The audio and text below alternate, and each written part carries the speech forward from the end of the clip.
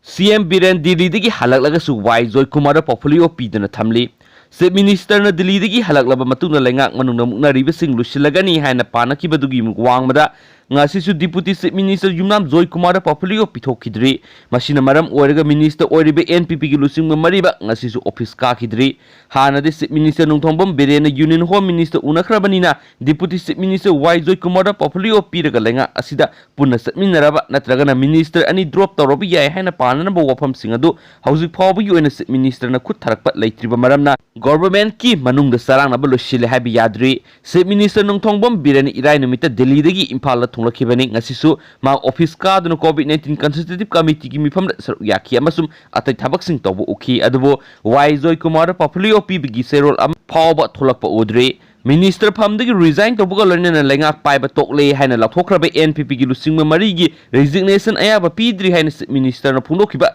Lajaragas Minister Mari Magasi Power Office Character Makoin Office Card and a Labidigi Miam Gitagoda but Tabakayamano Ihing the Lady Hennes Paus Namakatari Atopayam Namaru Riba Power Manamo disqualification casing Hayang Kanaragani Manipur Legislative Assembly ki Tribunal na disqualified tawkraba Congress ki MLA ahum amasum Tinamul Congress ki MLA amagi case lakliba nithokaba numita High Court of Manipur ki Division Bench ta khanaragani masigalonya na speaker na ma ki oiba ruling ama pibinaba MLA taret ki matak thakiba wakat sing adugi makha tarakpa speaker na MLA ahum na disqualified tawroga atopa ahum na MLA oina thamnamba order adusu numit asida khanaraba yai Manipur Legislative Assembly ki Speaker ki Tribunal na pass tawkiba order sing amadi order sing adugi matik saba pakhum amadi court ki paktak pibinaba tharakiba petition amadi application sing loisindana leiriba adu loisinaba division bench sing da list thokna bakhangan kre haina su pawsna makhatari yamna ngakliba paw manamu miyoy amana lupa lakh ahum lomgi sanagi Mask Upa COVID-19 pandemic manungda Pune district ki Pimpresinda wata leiba Sankar Kuradi kauba miyoy amana lupa lakh Aniga lising marpu mapan gi sanana saba Mask ama Upa masi sor honbada nungaitaba thoktaraba apikpa makun masa yauba apaba Mask amani adubu Mask asina tasingna kanagadra haibadudi ehak haiba ngamdi haina Mr. Kuradi na haiki Mask sanagi laiting yamna pamji maki makut amasum mangak laiting na pikthali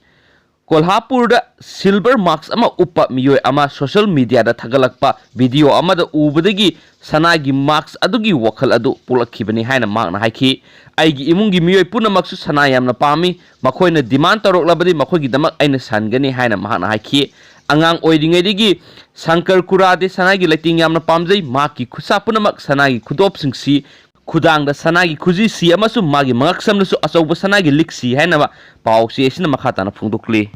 yamna marueba paw manamu COVID-19 positive Oirabasing Chei na Vote Thadahanduri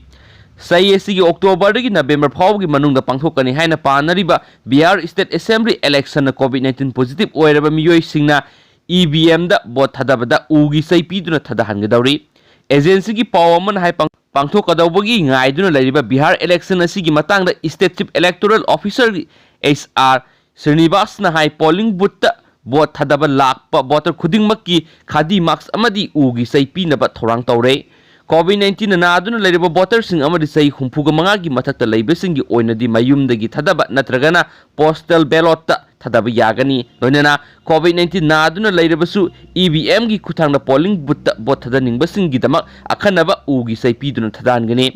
vote thadaba lakpada marks uppaktaba miyoy singda Liar oiba khadi Mask piduna polling booth ta sanghangani loinana khut hamdoknaba mafam amadi mahik matai sangdaba makhalgi hand glove singsu marangkaina thamgani mana makhata na hai social distancing gi protocol ngak nabagi dama polling booth amamamda voter lising ama khakta thadabagi ayaba pigani akhanaba kanglon asigi dama aroiba electoral roll gi matung ina hana leramba polling booth masingdagi sadani phugama hengalagani online polling gi oinadi commissioner division dorokadabani henas pawsin makhatari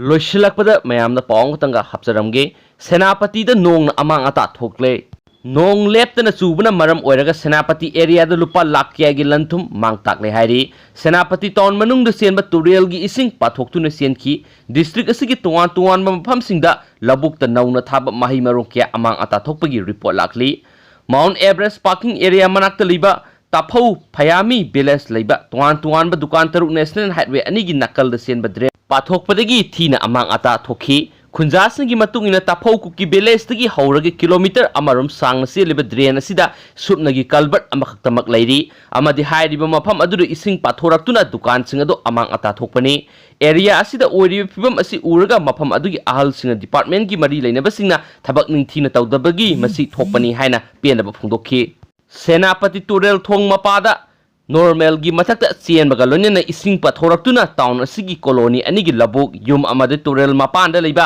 ꯑꯇꯩ structure ꯀꯌꯥ ꯑꯃꯥꯡ ꯑꯇꯥ ꯌꯥꯎꯔꯤ ꯍꯥꯏꯔꯤ ꯅꯣꯡ ꯆꯨꯕ ꯂꯦꯞꯇ꯭ꯔꯕꯗꯤ ꯁꯦꯅꯥꯄꯇꯤ ꯇꯥꯎꯟꯗ ꯍꯦꯟꯅ ꯑꯃꯥꯡ ꯑꯇꯥ ꯊꯣꯛꯂꯕ ꯌꯥꯏ ꯍꯥꯏꯅꯁꯨ ꯄꯥꯎ ꯑꯁꯤꯅ ꯃꯈꯥ ꯇꯥꯔꯤ